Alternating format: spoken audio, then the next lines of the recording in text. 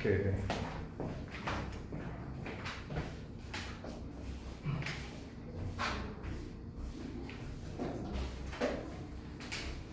자, 한번 같이 해보겠습니다. 아까 17쪽부터라고 했었지? 아, 17쪽까지 했다 했었나 아까? 아니야? 아, 오케이. 이 어법부 5.0 교재가요 조금 난이도가 높습니다. 미리 말씀드리면 여러분이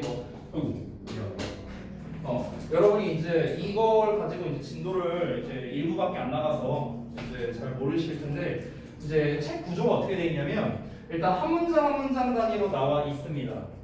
문제를 보시면 알겠지만 뭐 이런 식으로 한 문장 단위로 이제 나와 있는데 이 한 문장 한 문장이 난이도가 이제 꽤 높은 편이고요. 그 다음에 뒷부분을 보면 갈무리라고 해갖고 이제 모의고사 형식으로 나와 있는 부분이 있어요. 어디까지 가야 돼? 아무튼 있어요. 너무 많이 봤으니까 그냥 올릴게요. 그래서 이제 제가 어떤 거 위주로 설명을 드릴 거냐면 사실상 여러분이 어법 개념 교재로서 접근하라는 건 이 교재가 마지막이라고 생각을 하시면 좋을 것 같습니다. 사실상 이게 거의 끝이고요. 이 이후에는 개념보다는 어법 문제풀이 위주 교재로 이제 진행을 할 예정입니다. 미리 말씀을 드리면. 그리고 그 어법 문제풀이 교재가 다 끝나고 나면 여러분은 더 이상 어법을 안 해도 될 거예요. 더 이상. 그렇기 때문에 이렇게 순차적으로 할 예정입니다. 제가 이 교재를 가지고 진도를 나갈 때 우리 지난번에 습득할 때도 제가 어떻게 수업을 할 건지에 대한 방향성을 말씀드렸잖아. 얘도 똑같이 제가 방향성을 말해줄게요. 이걸 가지고 제가 어떻게 수업을 하느냐는 딱 하나밖에 없습니다. 저의 방향성은요. 그래서 시험에 어떻게 나와? 이거예요. 제가 말씀드리고 싶은 거. 그래서 고등부 시험에 어떻게 나오는데 그럼 고등부 시험에 이렇게 나오면 우리가 어떤 걸 근거로 해서 어떻게 풀어야 되는데 이런 걸 기준으로 제가 무조건 다 설명을 드릴 겁니다. 그래서 기출 빈도가 낮으면은 가볍게 넘어갈 거고 기출 빈도가 높으면 좀 더 심도 있게 설명을 할 거다. 그래서 그 설명 과정에서 여러분이 잘 따라오시고 필기 잘 하시고 이렇게 하시면 좋겠습니다. 되셨죠? 자, 그러면은 우리 18쪽에 있는 내용을 한번 같이 보도록 하겠습니다. 거기에 잊어버려? 그지 않고 채훈이도 이따가 채훈이는 이따 끝나고 좀 따로 얘기하자. 밟는 거 아닌가 걱정하지 말고. 네. 어쨌든 너한 이어서 한번 볼게요. 챕터 2에 등위적 속사가 이루는 병렬 구조를 확인하라 라고 해갖고 기출 빈도가 별 6개가 나와 있죠. 별 6개 아니에요. 별 1억 개입니다. 겁나 중요해요. 그러니까 이 병렬 구조에 대한 문제는요 사실상 출제율이 90%가 넘는다고 보시면 됩니다. 이거는 수능이냐 모의고사냐 내신이냐랑 상관이 없습니다. 그냥 거의 나와요. 이 병렬 구조에 대한 건. 그런데 이 병렬 구조라는 거에 대한 기본적인 설명을 먼저 좀 해보고 어떻게 이제 나오는지에 대해서 말씀을 드리고 어떻게 푸는지에 대해서도 말을 해줄게. 일단 우리가 흔히 병렬 구조라고 하면은 어떻게 이해를 하냐면 그냥 단순하게 and라고 써볼게. 그럼 이제 A and B라고 나온 이런 구조를 우리가 병렬 구조라고 하잖아. 그래서 병렬 구조가 뭐냐 하고 물어보면 대부분의 학생들은 얘랑 똑같이 생긴 거예요. 이렇게 이제 대답을 많이 해. 완전히 틀린 말은 아닌데 정확히 병렬 구조란 개념은 무엇이냐면은 얘는 같은 품사끼리 연결이라는 게 포인트예요. 같은 품사끼리 연결. 그러니까 같은 형태끼리 연결하는 게 이제 그 병렬 구조가 아니라 같은 품사끼리 연결하는 게 병렬 구조야. 여러분은 흔히 ing가 나오면은 and 뒤에 무조건 ing가 나와야 된다 생각하지만 pp형이 나올 수도 있어요, 여러분. 나올 수 있어. 왜? ing가 현재 분사로서 형용사죠. pp도 과거 분사로서 형용사죠. 같은 품사이기 때문에 그런 거예요.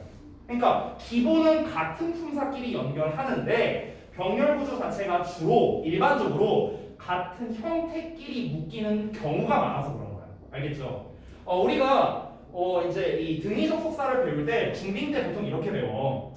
and나 what이나 or는 뭐 단어는 단어끼리, 구는 구끼리, 절은 절끼리 뭐 연결해준다 뭐 이렇게 이제 배우는데요. 사실 그 말도 틀렸어요. 정확하게 하면은 예를 들어 앞에는 yesterday라고 나왔지만 부사죠. 부사 단어고요. 하지만 뒷부분에는 in 어쩌고 명사를 써서 정명구를 써도 됩니다. 그러니까 여기는 부사지만 여기는 부사 구잖아요. 그렇지? 그럼 단어와 구를 연결한 거죠. 하지만 상관없다는 거야. 왜? 같은 품사니까. 됐어요? 그래서 다시 한번 정리하자면 병렬 구조의 가장 기본은 뭐다? 같은 품사끼리의 연결이다. 이걸 일단 기억을 해주세요. 자, 하지만 우리가 실제로 기출에서는 어떻게 나오느냐? 기출에서는 당연히 같은 형태끼리의 연결을 물어봅니다. 같은 형태끼리. 그러면 이제 일반적으로 어떻게 나와요? 예를 들어 앞에 뭐 동사원형이 어쩌고 나왔어. 뒤에 ing 어쩌고 나왔어. 또 봐 여기는 막 pp형이 나와 있어. 그 다음에 and 하고 이제 어떤 형태 쓸래 이렇게 되는 거죠. 이게 이제 병렬 구조 문제야.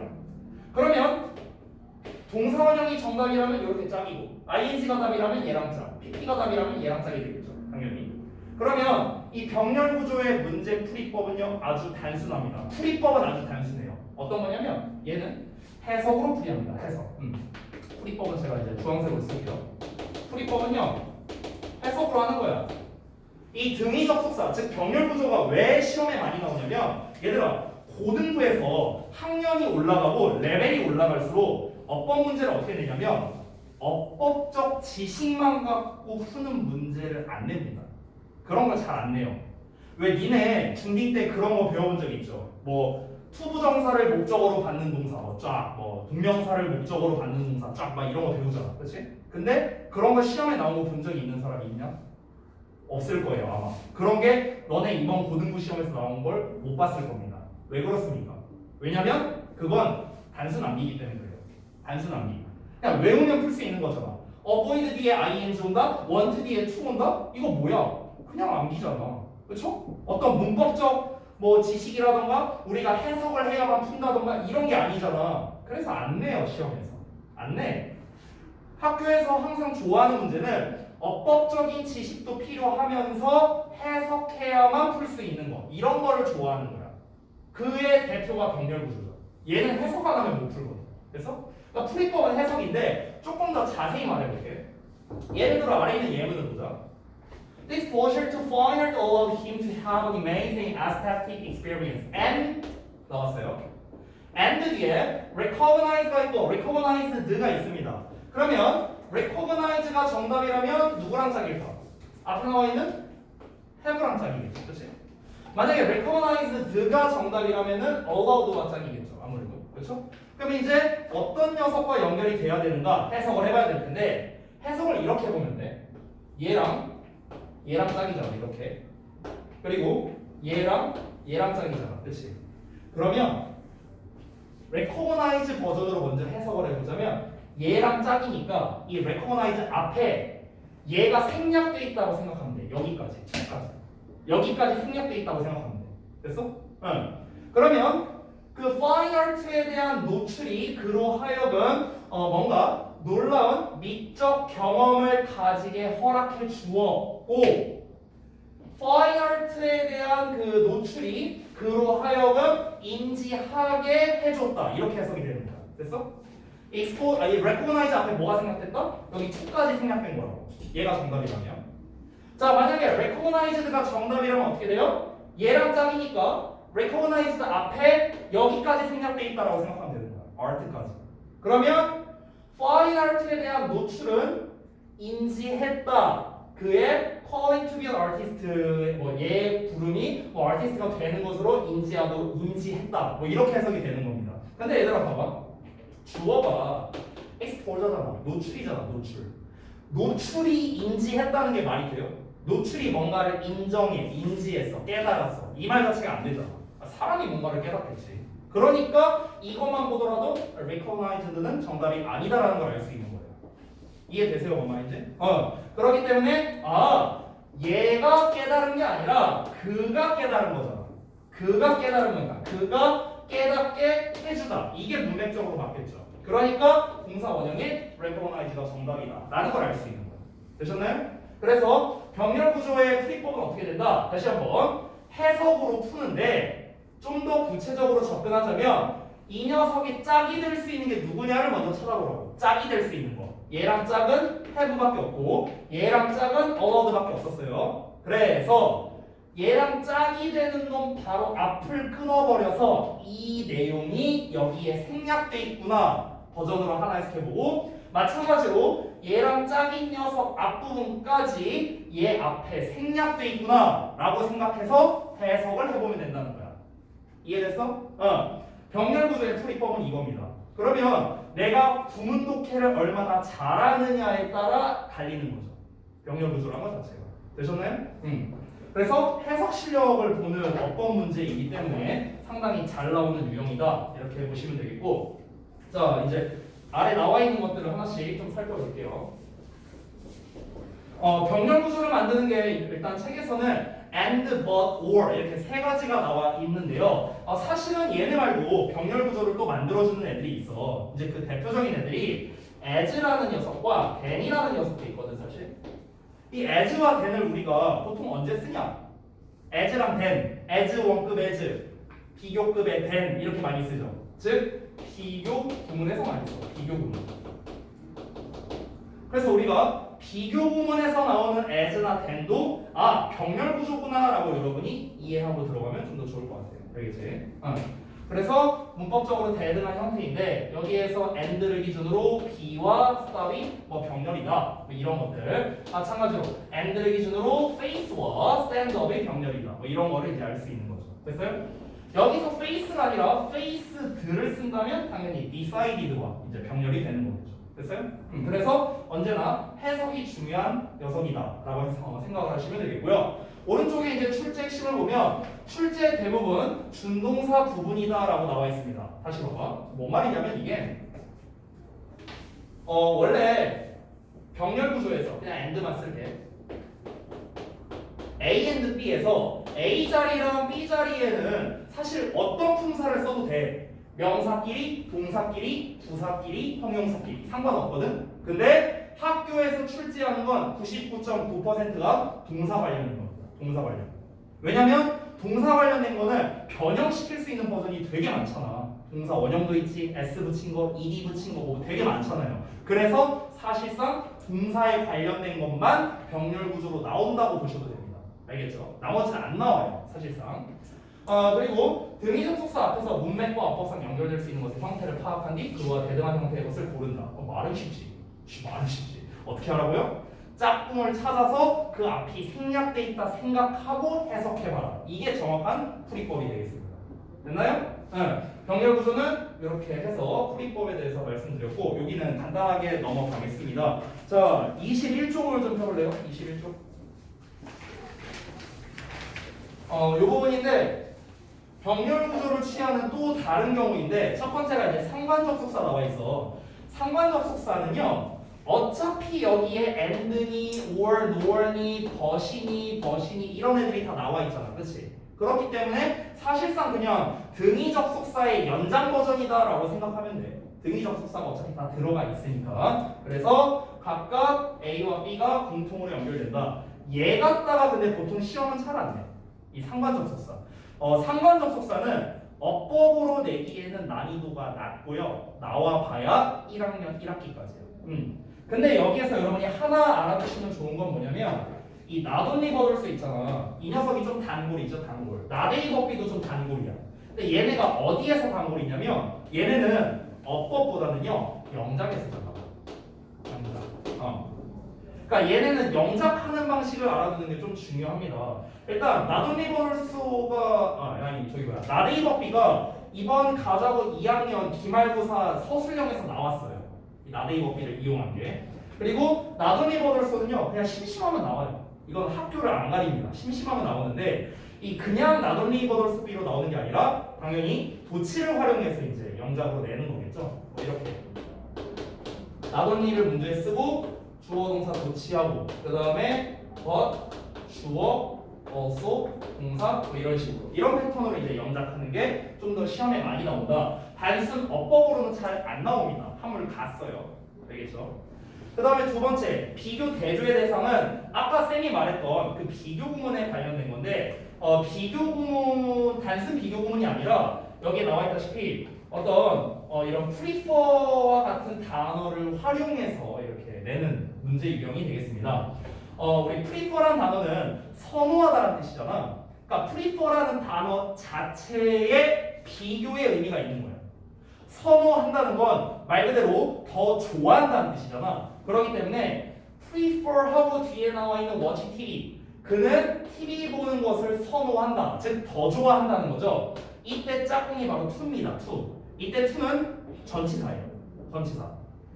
여기서 이제 학생들이 많이 속을 수 있는 게 뭐냐면 to라는 게 전치사니까 뒤에 명사가 와야 되잖아. 그래서 동명사 형태가 왔다라는 점. 요게 바로 주의점이야. 우리가 to만 보면 자꾸 투동사원형 쓰려고 하거든. 근데 앞에 watching 나왔으니까 여기는 reading이라는 마찬가지로 병렬 구조가 이어진다라는 걸 여러분이 알아두시면 좋겠다.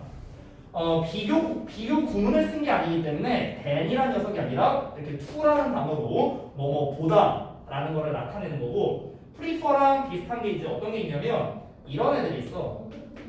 superior, 그 다음에 inferior 이런 단어가 있거든요. superior는 우수한이라는 뜻이고요. inferior는 열등한이라는 뜻입니다. 둘 다 형용사인데 superior, inferior가 우수하다, 열등하다라는 말 자체도 상대적인 개념이죠. 그렇죠? 비교하는 개념입니다. 따라서 얘네도 뒤에 to가 붙어요. 얘네도 뒤에 to가 붙어요. 투구명사 아니에요. to 명사가 옵니다. 이렇게. 그럼 이때 to도 해서 어떻게 하는 거야? 얘도 뭐뭐 보다 이렇게 쓰게 되는 거야. 그래서 그러니까 얘보다 우수한, 얘보다 열등한 이렇게 해석이 되는 거야. 되니? 응. 그래서 얘도 마찬가지로 병렬 구조로서 쓰일 수 있다. 앞에 이제 주어 자리에 이제 ing형을 썼다면 여기도 ing형 이렇게 이제 써야겠죠. 되셨나요? 자, 그래서 이제 병렬 구조를 취하는 뭐 다른 케이스에 대해서 뭐 간단하게 한번 알아봤고, prefer 제외하고 이제 또 다른 애들이 있었는데 여기서 나오는 이제 비교급의 than 나와 있죠. 비교급의 than. 그래서 여기 보시면은 이제 그 뭐 driving, 뭐 그다음에 using, 그다음에 뭐 여기서 뭐 being drunk 뭐 이런 거 나와 있으니까 병렬로 연결된 걸 확인할 수 있고, 아래도 보시면 knowing이라는 ing형과 그다음에 teaching이라는 ing형 이 두 개가 병렬로 연결되어 있는 것도 또 확인할 수 있겠습니다. 자, 그래서 어쨌든 비교 대조의 대상인 경우에도 병렬 구조를 쓴다. 병렬이라는 건 다시 한번 말하지만 같은 품사끼리 연결하는 걸 말하는 건데, 비교나 대조를 하려면 당연히 똑같은 것끼리 비교 대조를 해야 될 거 아니야. 그러니까 병렬 구조가 쓸 수밖에 없다라고 이해하시면 됩니다. 그렇죠? 자, 그래서 개념 설명 이제 병렬 구조는 이 정도에서 마무리하고요. 바로 넘어가서 준동사 파트를 볼게요. 준동사. 개념 설명을 앞 시간에 쭉 하고 그 다음에 뒷 시간에는 여러분이 한번 직접 좀 문제를 풀어보고 제가 이제 좀 피드백을 해주는 그런 시간을 가질게요. 준동사인데 요거는 저랑 정규 수업 때 이제 제 어법 수업을 이제 들으신 분들이라면은 뭐 알만하겠지만 모르시는 분들이 더 많을 테니까 제가 설명을 좀 해드리겠습니다. 자, 한번 앞에 볼게요. 필기할 게 제가 좀 필기할 게 많은데 여러분 뭐 필기하셔도 되고 안 하셔도 됩니다. 괜찮아요. 고등 어법 유형이 있고요. 그 다음에 고등 영작 유형이 있거든요. 내가 이걸 소개를 해줄게요. 여기서 고등 어법, 고등 영작은 뭐냐면 다시 한번 말하지만 학교에서 여러분 학교 서술형 또는 어법 문제로 가장 많이 나오는 애들만 제가 5개씩 뽑아서 말씀드릴게요. 5개씩. 자, 일단 어법 유형부터. 어법은요, 첫 번째는 제가 동사 관련 어법이라고 쓸게요. 동사 관련 어법. 두 번째는 절 관련 어법이고요. 저는 보통 3번을 기타라고 쓰는데 이 기타에서 이제 자주 나오는 애들이 있습니다. 그 첫 번째가 우리가 아까 배웠던 병렬 구조예요. 병렬 구조. 그 다음에 두 번째가 대명사고요. 세 번째가 형용사 대 부사입니다. 이 이외의 것도 당연히 나올 수 있어요. 전치사와 접속사 비교하기 뭐 여러 가지 나올 수 있는데 많이 출제되는 건 아니기 때문에 과감하게 제가 뺐습니다. 기타에서 3대장만 썼어요. 3대장만. 그 다음에 고등 영작을 볼게요. 이렇게 5개 나왔죠? 하나, 둘, 셋, 넷, 5개 했고요. 영작에서 그럼 진짜 많이 나오는 게 뭐가 있느냐? 그 5개 딱 써주겠습니다. 첫 번째는 도치 구문입니다. 도치 구문. 근데 이 도치 구문은요, 제가 이렇게 쓸게요. 그냥 미안. 그리고 특수 구문이라고 그냥 쳐주세요. 특수 구문. 특수 구문인데 특수 구문에서 이제 도치랑 강조 구문 또는 믹스해서 나오기도 합니다. 그러니까 도치랑 강조를 믹스해서 내는 거예요. 이런 경우도 있어요. 그 다음에 두 번째는 가정법입니다. 그 다음에 세 번째는 비교 구문. 네 번째는 상관적 속사. 그 다음에 다섯 번째는 과목적어, 지목적어입니다. 물론 이거 말고도 나와요. 이거 말고도 나오는데 제가 지난 10년간, 아니 최근 3년간이라고 할게요. 최근 3년간 일산 지역 기준 이제 그 고등부 시험지를 모두 총체적으로 봤을 때 가장 대표적으로 많이 나오는 애들, 그러니까 빈출도가 가장 높은 애들만 좀 뽑은 겁니다. 네. 여기에서 제가 지금 준동사다 말고 갑자기 이 얘기를 왜 하냐면은 이거 말하려고 그런 거야. 이거 말하려고. 이런 부분에 대해서는 제가 하나하나씩 어차피 이 진도 나가면서 설명할 거니까 그때 가서 여러분이 설명을 좀 들으시면 될 것 같습니다. 제일 많이 나온 애들이 이런 애들이다 정도만 참고로 알아두시면 될 것 같아요. 자, 일단은 우리 고등어법에서 기출 빈도 1위를 차지하는 동사 관련 어법을 한번 보겠습니다. 학년과 상관없이 동사에 관련된 거는요, 그냥 거의 매번 나온다고 보면 돼요. 여러분이 학교에서 보는 이제 시험 또는 모의고사 볼 때 항상 많이 보는 어법 유형이 무엇입니까? 지문 주고 밑줄 5개 쳐놓고 어법상 어색한 거 골라라, 이거잖아. 이게 제일 많이 나오죠. 그런데 여기 밑줄 쳐져 있는 5개에서 동사 관련된 게 없을 수가 없어요. 무조건 최소 한 개는 나옵니다. 무조건 안 나올 수가 없습니다. 그렇기 때문에 사실상 과감히 출제율 99.9%라고 보셔도 돼요. 이 동사 관련된 어법은요. 그만큼이나 중요하고 범위가 크다라고 생각하면 되겠습니다. 그러면 우리가 동사 관련된 어법을 풀 때 큰 틀을 먼저 알고서 여러분이 작은 틀로 좁혀가면 훨씬 더 수월하게 풀 수 있다는 거예요. 그 큰 틀을 알려드릴게요. 큰 틀. 자, 여기 좀 여기 다 지워도 되니? 다 지울게. 현영이 다 썼어? 여기 좀 지워볼게. 동사 관련 어법이라는 게 뭔지 일단 정의를 좀 내려보자면 그냥 아주 쉽게 말하면 그냥 동사처럼 생긴 형태 전부 다예요. 그냥 제가 굳이 표현하자면 동사 관련 어법이 뭐라고? 그냥 동사처럼 생긴 애들 싹 다야, 싹 다. 이걸 이제 그냥 저는 동사 관련 어법이라고 칭합니다. 그러면 이런 애들 있잖아. traveled, traveling 이렇게 나와 있잖아. 이것도 뭐야? 동사 관련 어법이야. 그냥 동사처럼 생겼으면 그냥 동사 관련 어법이야. 알겠지? 자, 그러면 우리가 동사 관련 어법을 풀 때 이 풀이 과정이 있는데요. 이 과정에 맞춰서 여러분이 풀어주시면 좋을 것 같아요. 1단계가 있습니다. 자, 우리 아윤이랑 채훈이는 내가 정규 수업 때 이거 했었어. 한 4달 전에. 자, 1단계가 뭐였는지 혹시 기억나냐? 아윤이, 뭐였지 기억나? 맨 처음 해야 될 거. 그렇지, 눈만 빡빡거려서 빨리 말해, 이씨. 어? 뭐였어? 까먹었어? 채윤아, 네. 뭐였어? 1단계. 동사 관련 어법 풀 때 맨 처음에 해야 되는 게 뭘까? 스위치. 오, 완전 틀렸어. 자, 볼게요. 자, 첫 번째는 뭐냐면 일단 여기가 동사 자리가 맞는지 틀린지 확인하는 겁니다. 이게 일단 1단계예요. 여기에 traveled, traveling 있잖아. 여기가 동사 자리가 맞냐고 아니냐고. 그걸 확인하는 게 1단계예요. 그걸 확인하는 게 1단계예요. 그러면 예를 들어 이 예제가 보여보자고. She traveled, traveling 나와 있고 through rough seas lost a dozen of each cargo containers, one of which 하고 나왔는데 여기서 동사 자리가 맞냐 이거? 동사 자리 맞아 틀려? 동사 자리가?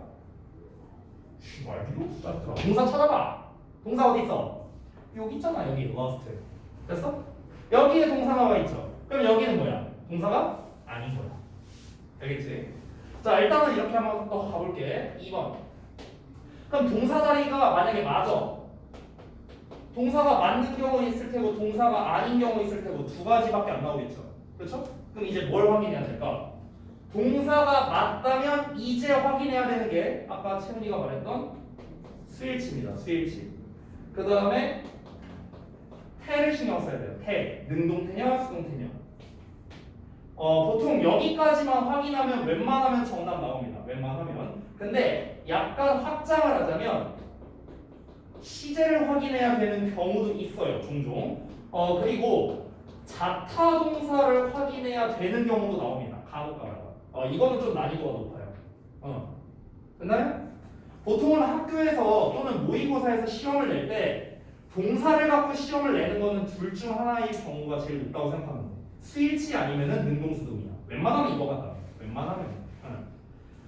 시제는요 문제를 잘 안 냅니다. 고등과정 기준으로는요. 보통 시제 문제는 공무원 시험이라든가 그런 대학에서 보는 시험이 있잖아요. 그러니까 그런 데서 보통 시제를 많이 내고요. 고등과정에서는 시제를 완료시에 있지. 현재 완료나 과거 완료 이런 애들. 그러니까 이런 애들 제외하고는 시제 문제 자체를 잘 안 냅니다. 왜냐면 애매한 포인트가 많고 설명하기가 좀 어려운 포인트가 있어서 이 고등과정에서 이해하기 좀 어려울 수 있어요. 그래서 보통 시제 문제를 자주 내지는 않습니다. 자주 내지는 않아요. 그리고 자타동사까지 구별해야 되는 단계는 일반적으로 고2 2학기 정도는 돼야 됩니다. 이것도 사실 좀 경험치가 많이 필요하죠. 얘가 자동사냐, 타동사냐 이거에 따라 이제 정답이 달라지는 경우가 있거든. 그 정도. 자, 그다음에 동사가 아닌 경우를 보자. 아까 우리가 이제 봤더니 여기가 동사가 아니었어. 그렇지? 그럼 동사가 아니라면 저기는 무슨 자리라는 거냐? 당연히 준동사 자리라는 걸 의미합니다. 준동사 자리. 준동사 자리. 자, 준동사라는 거는 종류가 세 가지 있잖아. 뭐뭐뭐야. 첫 번째. 이거. 서예리 네가 말해봐. 준동사의 종류 세 개 말해봐. 말해봐 씨. 내 주먹이 가기 전에 빨리 말해봐 씨. 뭐야? 준동사의 종류 세 개. 너 침했냐? 이러고 침뱉어 나한테? 뭐라고? 부정사 또 동명사 마지막 하나. 단어 생각 안 난다고? 그럼 네가 아는 대로 네 머릿속에 떠오르는 걸 표현해봐. 오케이 맞아요. 분사입니다. 분사. 됐어요? 그런 걸 이제 우리가 준동사라고 하죠. 그래서 부정사나 동명사나 분사가 와야 된다는 소리야. 부정사, 동명사, 그 다음에 분사 자리라는 겁니다. 동사 자리가 아니니까. 그러면 이제 어떤 준동사를 써야 되느냐를 이제 우리가 알아야겠죠. 부정사라는 거는 아시다시피 명사, 형용사, 부사의 역할을 하고요. 동명사라는 거는 이름에 써있다시피 명사 역할을 하죠. 분사는 기본은 형용사지만 부사 역할을 할 때도 있습니다. 자, 분사가 부사 역할을 할 때가 언제일까? 분사가 부사 역할을 하는 거 딱 한 경우밖에 없어. 뭘까? 승호야. 분사가 부사 역할을 하는 경우가 뭘까요? 딱 하나 있는데. 이거 뭐야? 이거 알바는 클래스 떨어지게. 짱민아. 어떤 경우야? 분사가 부사 역할을 하는 경우.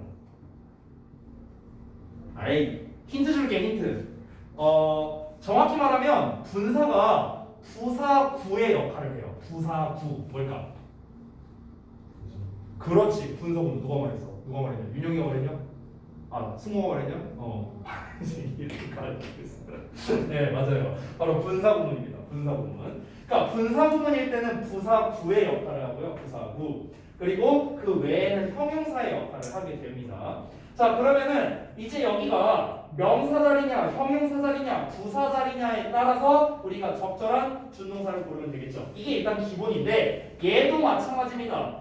어떤 준동사를 쓸지에 대해서 끝나는 게 아니라 얘도 역시나 태를 신경 써야 돼요. 난이도가 올라가면.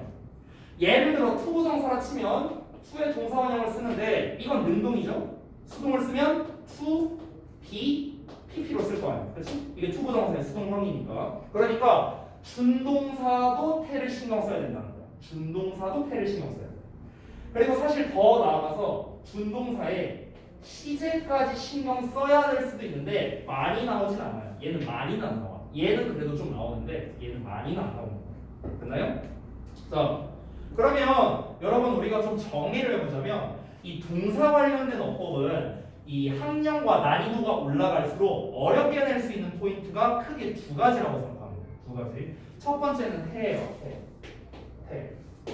이걸 좀 이제 낼 수 있고요. 두 번째는 자타 동사에 대한 겁니다. 여기도 자타 동사에 대한 걸 신경 써야 돼요. 그러니까 학년이 올라갈수록 이제 여기를 어렵게 되는 거예요. 동사 관련된 문제를 낼 때. 보통 여기를 이제 조져서 어렵게 된다. 이렇게 생각하시면 되겠습니다. 자, 그러면은 이 문제를 한번 풀어보죠. 이 문제를 풀 때 우리가 그러면 과정은 알았는데 풀이를 정확하게 어떻게 해야 되는가? 동사 자리가 맞는지 아닌지를 어떻게 확인하냐면 제일 좋은 거는 구문 분석하는 거예요. 구문 분석. 그러니까 구문 분석을 하면 여기가 동사 자리인지 아닌지가 나올 거 아니에요. 그렇지? 그래서 우리가 구문 분석을 해보면 she 주어 나왔어. 동사 자리인지 아닌지 아직 몰라. 뒤를 봤더니 lost 동사가 나와 있어. 뒤에 doesn't always cargo containers가 목적어겠죠. 여러분 이렇게 말할 수도 있어. 선생님 여기가 동사고 얘가 PP일 수도 있잖아요. 이렇게 말할 수도 있어. 근데 여러분 우리 기본적인 거 아는지 좀 물어볼게. 수동태 뒤에 목적어가 나와요 안 나와요? 목적어 안 나오죠. 그렇죠? 수동태 뒤에는 목적어 안 나오지. 만약에 얘가 PP형이라고 쳐봐. 근데 PP의 뒤에 목적어가 나와? 아니잖아. 그러니까 얘는 PP형이 아니라고 알 수 있는 거야. 즉 과거형 동사라는 걸 알 수 있는 거죠. 되셨나요? 자, 그리고 여러분이 뭐 수동에 관련된 걸 얘기한 김에 추가로 또 말할게요. 수동 뒤에는 목적어가 안 나온다. 기본적으로는 그래요. 기본적으로는. 물론 4형식 수동태나 5형식 수동태와 같이 예외적인 경우도 있지만 그거는 일단 제외하고 얘기하겠습니다. 수동 뒤에 목적어가 안 나오고 게다가 자동사 있죠. 자동사. 1, 2형식 동사. 자동사는 뭐가 안 됩니까? 역시나 수동태가 불가능하다라는 겁니다. 자동사는 수동태가 불가능하다. 이것까지 알고 있으면은 굉장히 쉽게 풀 수 있습니다. 굉장히 쉽게. 자, 그러면은 다시 돌아가서 한번 문제를 볼게요. 동사 목적어 찾았어. 그럼 여기는 동사 자리가 아니야. 이 덩어리는. 자, 근데 그럼 여기에서 이제 ed와 ing를 비교하는 문제가 나왔는데 여기서 ed는 일단 동사의 과거형은 아니잖아. 여기 동사 있으니까. 그치? 그럼 얘는 뭐겠어? pp라는 소리겠지 뭐. 여기는 말 그대로 ing고요. 그럼 pp와 ing를 비교하는 문제니까 이거 무슨 문제야? 능수동 문제라는 걸 우리가 바로 알 수 있는 거예요. 됐어요? 그럼 이제 능동 써야 돼, 수동 써야 돼 이제 이렇게 접근해야 되는데 여기에서 여러분이 알면 되게 쉽게 풀 수 있는 거. 이 travel이라는 단어가 뭔가 이동하다, 여행하다라는 뜻이잖아요. 그렇기 때문에 뭔가 이렇게 움직임에 관련된 동사 있죠, 얘들아. 움직임에 관련된 거. 어딘가로 이동하다, 이주하다 막 이런 단어들이 있죠. 얘네들은요 웬만하면 자동사야. 웬만하면. 여러분 혹시 들어보셨는지 모르겠는데 그 소감이 혹시 왕래발착 동사라고 들어봤어? 왕래발착 동사? 잘 못 들어봤어요? 우리 그 중딩 때 왕래발착 동사라는 거를 배울 때가 있는데 그게 뭐냐면 왕래한다는 말 들어봤지? 오고 가는 거 말하는 거야. 발착이라는 건 출발 도착을 말하는 거거든. 출발 도착. 그래서 왕래발착 동사가 뭐 go, come, 뭐 출발, 뭐 depart, 도착, arrive 막 이런 단어를 말하는 거야. 근데 얘네들이 어떤 공통점을 가지고 있냐? 가고 오고 출발하고 도착하는 거니까 어떤 움직임에 관련된 표현이지. 그렇지? 이렇게 어떤 이동에 관련된 표현은 다시 한번 말하지만 자동사인 경우가 많다는 거야. 이동에 관련된 거. move 이런 것도 마찬가지고 우리 조금 고딩스러운 단어 중에 migrate라는 단어 있죠. migrate가 뭐야? 이주하는 거잖아. 이주하는 거. 이 migrate도 자동사야. migrate to 이렇게 많이 쓰거든. 그래서 그러니까 이동에 관련된 건 자동사인데 travel로 이동하다 여행하다라는 뜻이잖아. 얘도 그래서 자동사야. 그럼 아까 말했다시피 자동사는 뭐가 안 돼? 수동태가 안 돼. 그렇기 때문에 그냥 자동적으로 얘가 정답이 되는 거야. 이렇게 쉽게 풀 수 있어요. 그러니까 이 특징까지 다 알면은 해석 안 하고도 풀 수 있는 거야. 지금 해석도 안 했잖아. 그죠? 이렇게 쉽게 해결이 가능하다. 자, 그래서 이제 준동사에 대해서 가장 기본적인 요 과정에 대해서 말씀드렸고요. 아래 책에 나와 있는 부분을 보면서 좀 더 부연 설명을 해줄게요. 자, 한번 봅시다.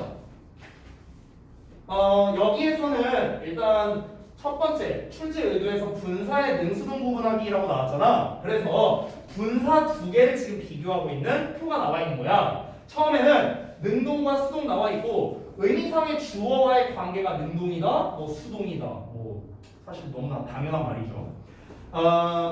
여기에서 이제 중요한 게 안 나왔는데 정작 중요한 게 안 나왔는데 이 의미상의 주어가 나왔잖아. 그러니까 이 의미상의 주어가 누군지가 중요하잖아요. 그거를 좀 말해줄게. 여기 좀 지울게요. 분사에 대한 거 나왔으니까. 자, 분사에 대한 거 나왔으니까 분사만 따로 좀 제가 필기를 해줄게요.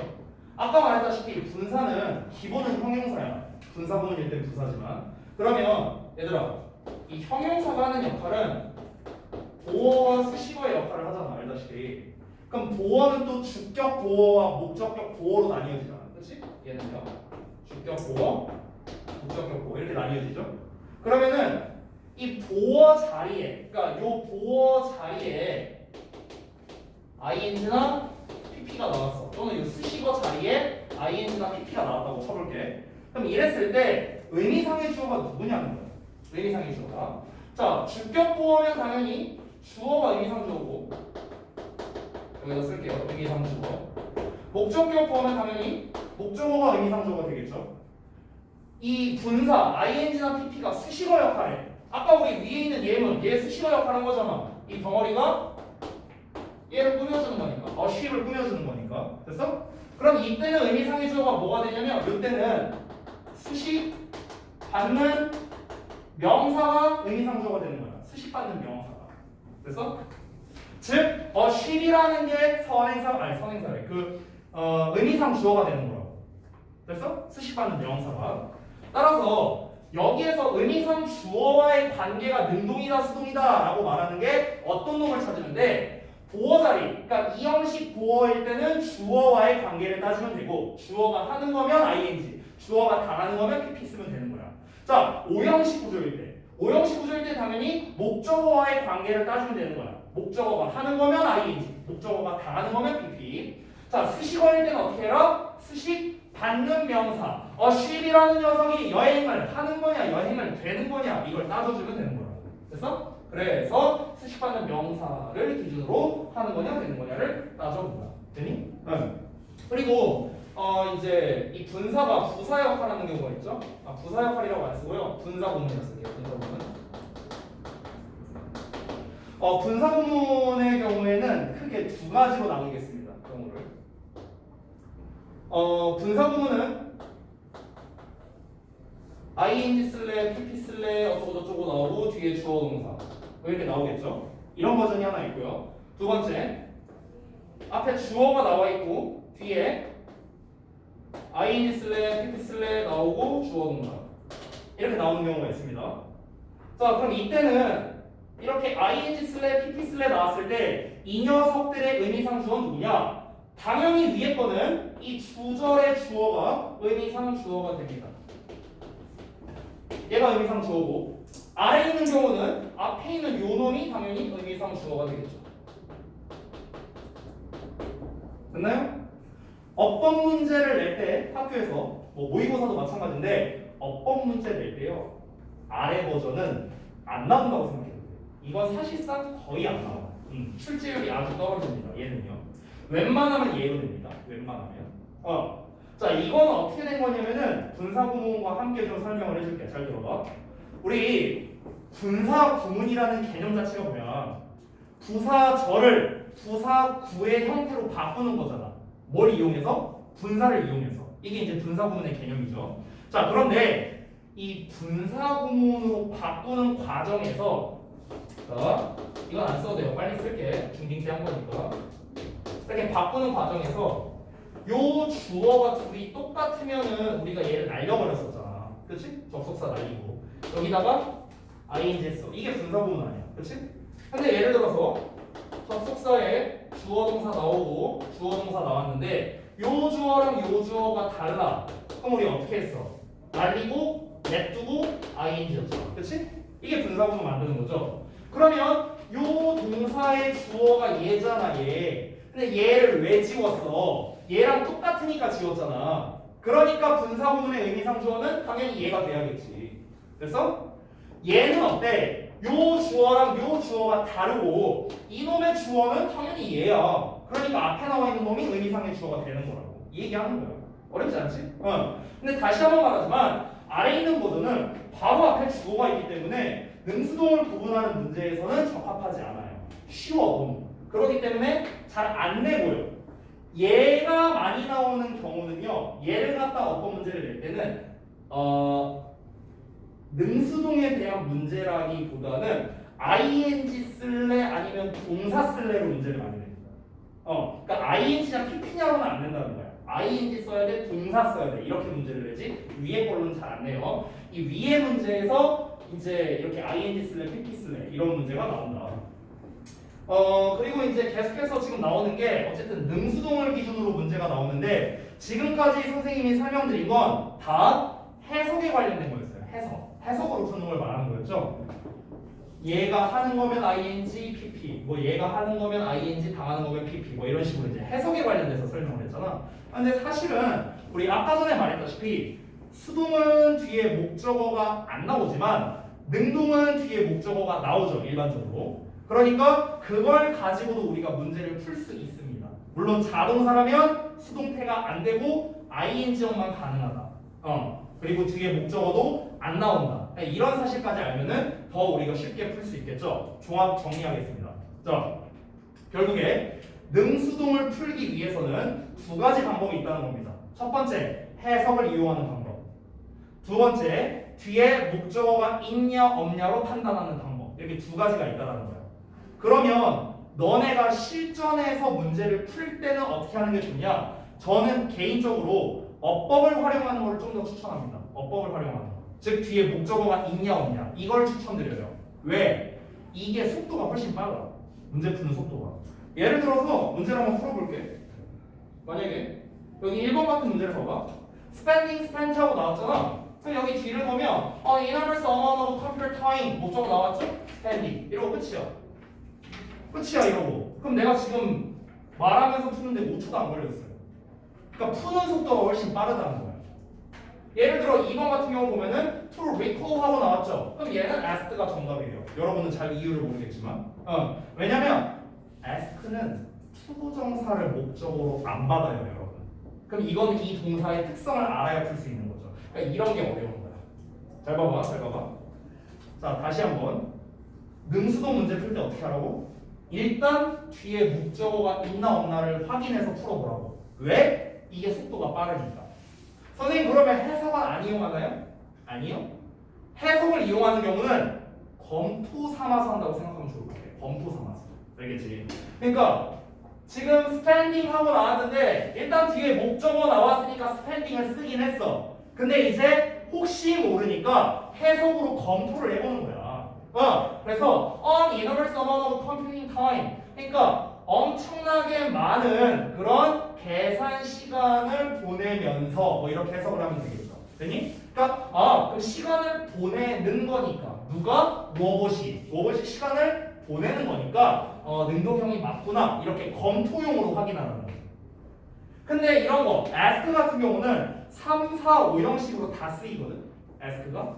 그러니까 이제 이런 게 조금 애매하거나 헷갈릴 수 있다는 거야. 그럼 이런 문제를 풀 때 어떻게 하냐면 얘는 오히려 거꾸로 가는 게 좋아. 얘는 해석을 먼저 접근을 해보는 거지. 해석을 먼저. 그러면은 asked라고 나왔는데 주절의 주어를 보면 they라고 나왔어. 여기 문장 한번 해석해보자면 그들이 읽었던 것을 해상하도록 요청받은 후에 그들이 이 묘사를 기억해냈다. 이렇게 해석이 되겠죠. 그러면은 여기서는 그들이 요청받았다라고 해석하는 게 더 적절하구나. 그럼 여기에 있는 투부정사는 원래 도어였던 녀석이구나. 이렇게 우리가 이해할 수 있는 거야. 얘가 목적어가 아닌 이유는 하나 더 있습니다. 목적어라면 기본적으로 뭐뭐 하는 것을 을을 붙여 해석해야 될 거 아니야. 근데 쌤이 어떻게 해석했어?